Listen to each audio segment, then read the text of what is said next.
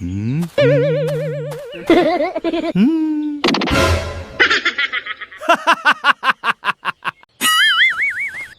Tao po. Tao po. Ay, pre, ikaw pala. Anong sadya mo? Pre, kunin ko na yung 1,000 na utang mo. Ha? Ano bang araw ngayon? Biyernes. Naalala mo kung anong trabaho ko? Mason? Oh, ano bang araw ang sahod sa construction? Sabado. Yun naman pala eh. Bakit ka maniningil ng Biyernes? Eh may utang ka eh. At saka kailangan ko ng pera. Oo nga, kailangan mo ang pera. Sino bang hindi? Eh ang tanong, may pambayad ba ako?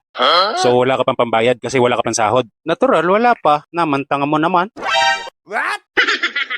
Abay, sorry naman. Malay ko ba na pag mason pala eh may schedule pang paniningil? Pag mason pala ang may utang, hindi pwedeng maningil ng Biyernes? Pwede naman. Oh, yun naman pala eh. Hindi bayaran mo na ako.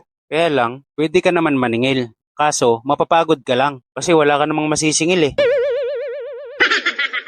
Ganun pala yun? Oo naman. Pag maniningil ka, alamin mo muna kung anong araw na. So kasalanan ko ba pala kasi Biyernes ako naningil? Alangan naman kasalanan ko.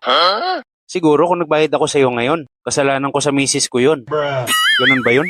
Ibig sabihin, bukas ako babalik. Tama, galing mo talaga. What? Siya sige, balik na lang ako bukas. Walang ano man.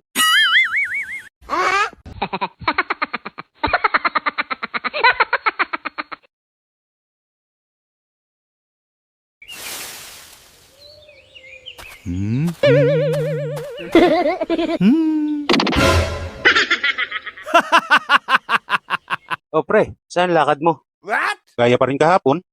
Anong araw ngayon pre? Sabado. Anong araw ang sahod ng construction? Sabado. Ibig sabihin yan, may pambayad ka na. Wala pa rin.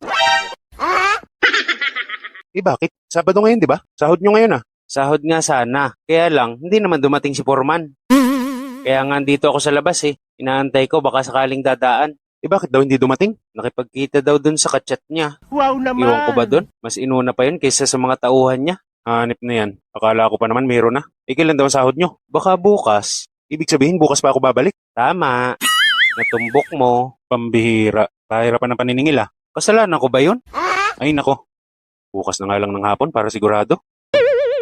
What?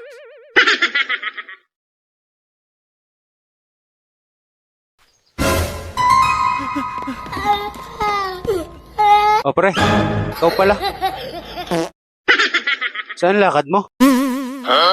Langya, tanong ka naman ng tanong, eh di maniningil. Ah, bakit ngayon ka lang maniningil? Visit ka. Akin 1,000. Anong 1,000? Yung utang mo nga. Ah, anong oras na ba? Ayan ka na naman eh, 5:00. Ano, sigurado naman may pambayad ka na. Ah, wala eh. Bakit wala? Eh, hapon ka na pumunta eh. Dapat kanina, maaga. Wala na, naipamalingkin na ni Mrs. yung sahod ko.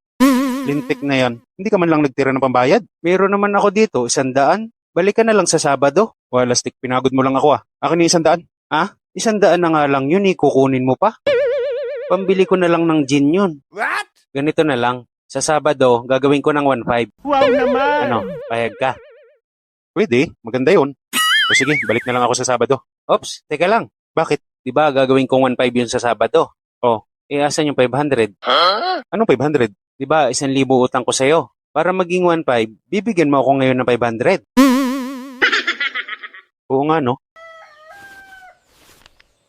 Wow naman. Salamat. Basta 1,500 na yan sa Sabado ha? Oo, sigurado yan. Ayos, tumubo pa nga. Sige, alis na ako. Salamat. Walang anuman.